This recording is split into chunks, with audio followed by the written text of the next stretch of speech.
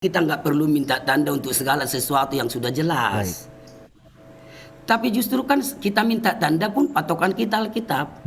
Kalau di Alkitab tidak pernah ditampilkan figur yang minta tanda, ya saya juga nggak berani minta tanda. Secara umum nih ya, Pastor Gotondi, syarat minta tanda itu apa dari Tuhan, Pastor? Berseru minta tanda. Minta tanda apa sih, Tan? Minta tanda maksudnya ya, saya sekolah A apa sekolah B.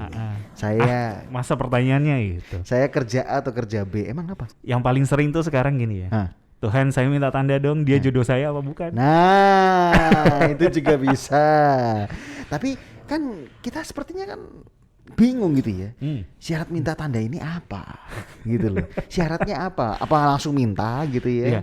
Atau harus ada kualifikasi tertentu? Kita akan bicara sama siapa juga? Kita akan bicara bersama Pastor Gotondi Pasaribu. Kita mau sapa dulu Pastor Goktondi Pasaribu, gembala dari GPDI Bukit Hermon di Wow. Simo Sidomulyo. Shalom, halo Pastor. Shalom, Pastor. Goktondi. Hello. Shalom Nathan, shalom Jo. Shalom. Terima kasih sudah join di Baterai DFM perdana ini Sobat Bener. Muda. Jadi kalau Anda pengen lihat video kami juga ada di YouTube. Perdana apa, Tan? Perdana. Saya udah pernah denger kok Pak Gotondi Iya, dulu. tapi perdana by Zoom. Iya. Biasanya itu kan WA terakhir ya. Makanya Itu- pergi ke YouTube ya. Iya, ada di YouTube kalau misalnya pengen lihat obrolan kami bersama Pastor Goktondi. Hari ini kita bicara tentang syarat minta tanda Pastor Goktondi. Ini seru sekali karena ini saya pernah dapat Iya. dapat Apa tuh? cerita dari Pastor Goktondi soal tanda ini. Oh. Di beberapa waktu yang lalu di kesempatan yang lain. Oke. Makanya kita pengen ngobrol. Tapi gitu aja. zaman now, Pastor Gotondi, masih boleh nggak sih kita minta tanda dari Tuhan? Contohnya ya, kalau di Alkitab kan ada Gideon Iya. dulu. Nah, kalau zaman now masih boleh nggak sih, Pastor? Relevan nggak kira-kira Pastor? Ya, bagi saya kita minta tanda kepada Tuhan itu kan semua yang ada di Alkitab sebenarnya apapun itu kan ya masih relevan lah. Kalau tidak kan nanti berarti firman Tuhan itu sudah usang ya. Ya. Oh iya. Udah usang. Gitu ya. Jadi Kita nggak bisa alami dalam pengalaman real kita sekarang kalau nggak bisa gitu. Oke. Kalau versi saya sih begitu. Oke. Jadi masih bisa. Nah ini pertanyaan yang sebenarnya saya udah tahu jawabannya, tapi saya mau bagikan buat setiap pendengar. Pastor Goktondi punya pengalaman nggak Nah, kira-kira ini. minta tanda dari mungkin ketika awal pelayanan atau awal memilih sesuatu, atau tadi katanya Jonathan jodoh gitu ya. punya cerita yang berkenan dibagikan buat para pendengar nggak sih Pastor? Silakan. Iya, saya memang tertarik dengan topik ini ya. Memang ngomong tanda ini ada tanda yang kita tidak minta tapi Tuhan langsung beri. Tapi ini kan topiknya Iya. kita minta tanda. Saya punya pengalaman, saya mulai dari yang paling awal ya. Tiga pengalaman saya bagi. Pertama itu tahun 90 ketika saya mau lulus kelas 3 SMA itu, Iya. saya memang sudah merasakan panggilan Tuhan dari lama. Iya. Wow. Tapi pas kelas 3 SMA itu saya kok nggak pingin jadi hamba Tuhan, saya mau melawan suara itu begitu. Waduh. Ya. Saya pikir gini, saya mau kuliah sekuler, saya mau jadi dosen, saya mau punya banyak uang, mau bantu keluarga. Itu alasan. Oke. Lalu ketika panggilan itu saya rasa begitu kuat, saya coba ini dari yang paling agak konyol ya. Tapi saya tahu kasih karunia Tuhan itu besar loh. Oke, luar Nah, biasa. waktu itu saya mau dari desa saya ke kota di mana saya sekolah SMA itu jarak 5 km.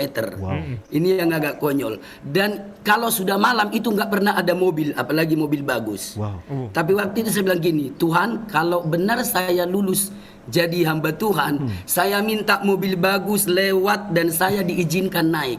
Karena biasa kalau anak-anak sekolah itu nggak diizinkan naik, ya anak-anak muda karena cenderung nggak bayar. Oke. Dan memang itu mobil benar datang yang terbaik yang menuju kota Medan. Dan sama sekali saya nggak dimarahi, bisa naik. Nah, itu yang pertama yang saya alami. Ya. Nah, yang kedua, waktu saya melayani di sini, pertama merintis di GPD Bukit Hermon ini, saya masih kontrak waktu itu, lalu saya mengalami resolusi. Waktu resolusi itu saya jadi seperti membuka celah gini, saya harus pindah aja dari sini. Mumpung belum punya istri, belum punya anak, enak meninggalkan pelayanan ini. tapi hati saya nggak sejahtera. Lalu saya minta tanda. Jadi ini beda ya. Kalau tadi saya minta mobil benar-benar ada dan saya harus naik diizinkan. Iya. Tapi kali ini Tuhan memberikan saya tanda Tuhan. Waktu itu, waktu saya di kampus ada hamba Tuhan dari Australia, Bapak Herigil bilang, kamu mending melayani dengan saya ke Australia. Oh.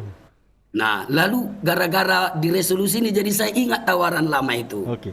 Udah saya ke Australia aja dan saya konfirmasi ke seorang hamba Tuhan senior, dia bilang, iya udah kamu ke sana aja, tinggalkan aja. Wow. Tapi hati saya nggak sejahtera, lalu saya minta tanda. Nah, tapi Tuhan jawab saya tanda apa? Mimpi. Wow. Jadi waktu saya mimpi itu, waktu saya sudah hampir deal, saya sudah pamit-pamit ini ke anak-anak muda yang dekat dengan saya. Jangan sedih ya kalau Bapak tinggalkan. Ya. Nah, terus ada seorang pemuda bilang gini, kalau Bapak pergi kami ikut, katanya begitu. Karena saya bilang saya mau ke Australia. Tapi sekitar seminggu dari saya minta tanda itu, nah, saya mimpi saya mau melewati jembatan yang begitu panjang. Wow. Saya bersemangat mau melewati jembatan ini. Tiba-tiba ada seseorang yang tidak begitu jelas, saya lihat oknum yang ditebas itu jembatan. Dan saya ketika saya bangun, ketika saya bangun, saya mengambil kesimpulan kayak Paulus juga di Kisah Rasul 16. Penglihatan dalam mimpi, vision in dream itu bisa kita tafsirkan sendiri. Kita tarik kesimpulan. Kalau enggak kita tanya ke yang lebih rohani. Wow. Tapi waktu itu saya enggak pilih bertanya. Karena bagi saya udah deal. Saya harus di Simosido Mulyo ini. Yang sekarang DPD Bukit Hermon berdiri. Saya tidak ngotot lagi mau cari tahu ya. Mau telepon ke Australia. Oke. Satu lagi. Wow. Ketika saya bertahan kan setelah resolusi itu. Iya. Saya akhirnya menikah. Waktu tadi itu belum menikah itu. Oke. Menikah dan posisi istri saya hamil, pelayanan ini jemaatnya tetap 12 turun ke 10, tinggal 4. Begitu terus. Baik. Dan keluarga saya dari Medan tahu itu, dia bilang, "Sudah, ke sini aja, kami di sini aja coba hitung.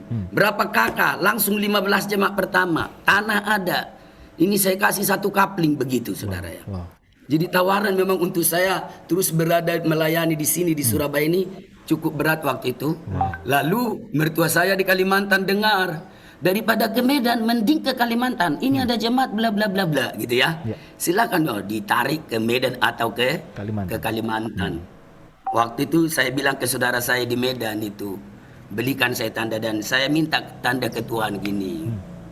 Tuhan berikan saya sejahtera, itu yang pertama. Kalau saya harus tinggalkan tempat ini, dan kalau saya di sini dalam waktu tidak lama berikan saya tempat, mampukan membeli tempat, jangan kontrak begini sehingga merisaukan saudara-saudara saya kan gitu ya. Wajar mereka kepikiran. Dan 1 tahun dari saya berdoa itu, Tuhan izinkan kami memiliki tempat yang ada sekarang. Dalam posisi rumah tua yang kita beli. Dengan mujizat dalam waktu 2 bulan. Terbayar semua walaupun jumlah jemaat masih 12 seperti tadi. 3 ini saya minta tanda.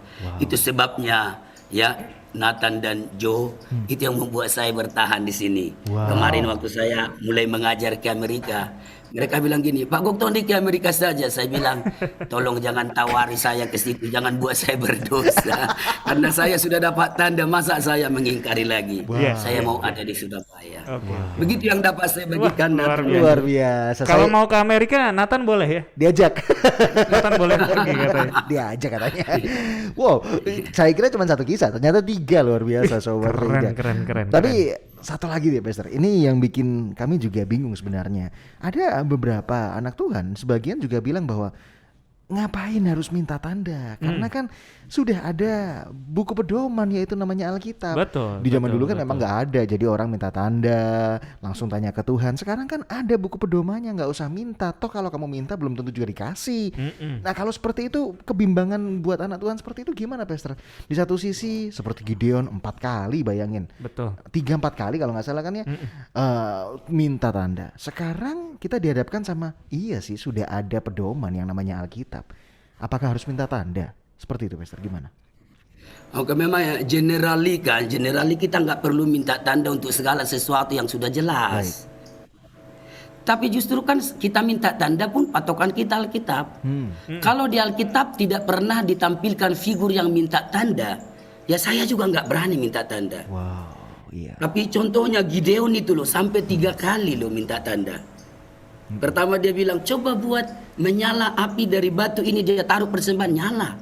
Kemudian bilang, tolong ini coba, sampai 3 kali kan, guntingan bulu domba di sekitar tanah pengirikan. Saya mau bulu ini. Itu kan sebenarnya agak sepertinya tanda petik menguji Tuhan. Tapi Tuhan jawab dia. Justru karena Alkitab saya berani gitu loh. Karena ada di Alkitab. Kalau tidak kita nggak berani. Baik. Nah, itu jawaban pertama saya. Jadi, tapi memang kan kita minta tanda. Bedanya kalau orang waktu belum ada Alkitab, relationship-nya langsung dengan Tuhan minta tanda itu dituliskan di Alkitab. Iya. Kalau kita kan hanya untuk pengalaman pribadi, arah kita berjalan dalam panggilan dan rencana Allah. Wow. Yang penting kita minta tanda ini sesuai dengan Alkitab, dan kalau Tuhan nggak kasih, kita nggak jadi tidak berjalan dalam kehendak Tuhan. Kita nggak buat itu sebagai mainan. Iya. Nah, tapi kalau itu sangat penting. Kalau Gideon diizinkan masa hamba Tuhan sekarang, apalagi konteksnya kita kebingungan kayak Gideon, belum confidence apa betul aku dipanggil menjadi seorang hakim. Ya saya juga kasusnya begitu. Apa betul saya jadi hamba Tuhan? Itu yang pertama itu. Yang kedua yang di sini panggilan tempat, karena saya belajar juga tentang church planting. Kadang ada panggilan tempat. Justru karena saya nggak mau salah. Nah, yang penting waktu saya minta tanda bukan gaya-gayaan, bukan saya buat itu menjadi sebagai pertanda saya lebih rohani dari yang lain. Saya rasa nggak bertentangan dari Alkitab. Justru saya belajar dari Alkitab, saya berani minta tanda. Begitu jawaban saya. Wow, ini Mantap. ini mantap ya Sobat Rida. Jadi minta tanda silahkan, tapi jangan dibuat mainan, gitu ya. Benar. Terus saya juga awalnya mikir Pak, orang yang dikasih tanda itu kayaknya tingkat kerohaniannya tinggi sekali. Jonathan mungkin punya pertanyaan Pak, silakan Jonathan. Jadi secara umum nih ya, Pastor Gotondi, syarat minta tanda itu apa dari Tuhan, Pastor? Jadi biar kami ini ya Iya. semua pendengar juga nggak salah. Gak gitu, main-main juga loh. Nggak main-main Ya kan, gitu. Pokoknya minta tanda aja. Apakah memang harus bangun hubungan dulu atau seperti apa sebenarnya Pastor syaratnya? Silakan. Iya, yang jelas memang kita lihat kan syarat minta tanda itu motivasi dan tujuan kita minta tanda. Kita minta tanda itu karena kita mau benar-benar memuliakan Tuhan, tidak mau salah mengambil keputusan. Ya. Bukan untuk hal-hal sepele. Termasuk tadi kan singgung soal jodoh, karena jodoh itu sekali seumur hidup. Bagi saya juga ya minta tanda gitu loh. Iya. Karena orang yang rohani mau ya yang terbaik di atas yang baik, di atas dua alternatif baik. Dia mau yang terbaik. Jadi syaratnya itu, dan memang ya dekat sama Tuhan itu harus. Ya. Ya, dan kita minta itu dalam konteks doa. Jangan minta tanda sambil main catur lah. Emang Tuhan itu siapa kita? Gitu ya. Minta tanda sambil smash lagi badminton. Saya rasa nggak pas. Tuhan Kita kalau ambil smash saya special masuk, time dengan Tuhan kabulkan berarti ya. Smashnya masuk. Waduh. Keren ya. Jadi seperti itu ya. Jadi gitu, jadi mesti dekat dengan Tuhan ya. Iya. Iya. Jadi untuk hal-hal yang benar-benar penting, bukan cuman saya mau makan apa ini ya Tuhan ya. Enggak gitu dong, ya kan? Hal-hal yang penting, dan yang kedua adalah punya hubungan, gitu ya. Jadi nggak boleh main-main seperti minta tanda yang dialami oleh Gideon. Oke, kita masih bicara bersama Pastor Gokton di Pasar Ibu, dan kita masuk di sesi kesimpulan nih Pastor. Mungkin bisa kasih pesan buat setiap pendengar yang hari ini bingung, sama seperti yang tadi Pastor jelaskan. Di antara yang baik ini bagaimana saya memilih yang terbaik? Tanda yang seperti apa? Apakah tandanya harus spesifik seperti Gideon punya, atau tanda yang nggak spesifik, atau seperti apa? Silakan Pastor untuk kesimpulan.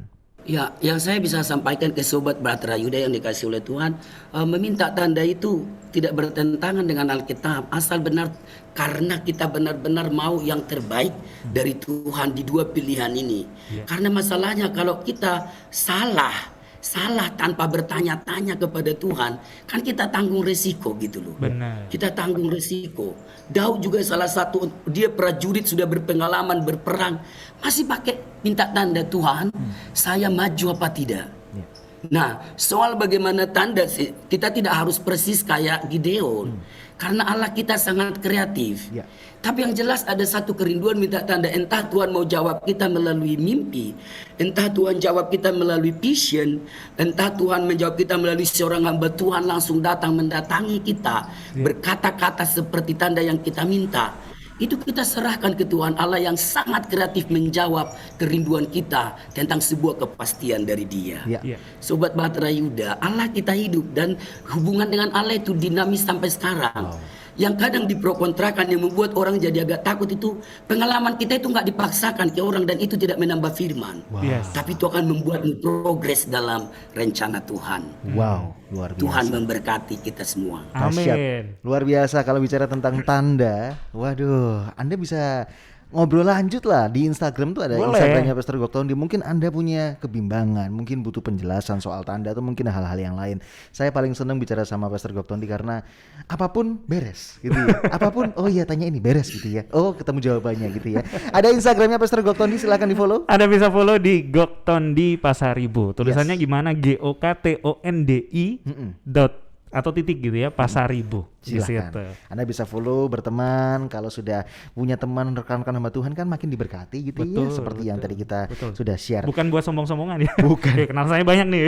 Pastor Goktondi, kita ucapin terima kasih banyak kalau hari ini boleh Thank you, share Pastor. tentang minta tanda. Yes. Semoga ini boleh jadi berkat dan arahan buat setiap pendengar gitu ya. Kalau minta tanda harus seperti apa, Benar. masih boleh apa enggak, masih relevan atau enggak, sudah jawab gitu ya. Doa kami buat Pastor Goktondi boleh sehat selalu sekeluarga. Amin. Yes. Saya jadi kangen Amin. mampir ke rumahnya Pastor Goktondi. Udah lama banget gitu ya. Lalu juga untuk Iya. pelayanan Pastor Goktondi Mampir juga lagi semakin lah. luar biasa. Amin. Siap, nanti akan atur waktu Pastor. Terima kasih sekali lagi Pastor Goktondi. Thank you, Pastor. Tuhan Yesus Tuhan memberkati. You are listening to pujian terbaik yang memberkati 96.4 Bahtera Yuda FM. The sound of faith, hope, and love.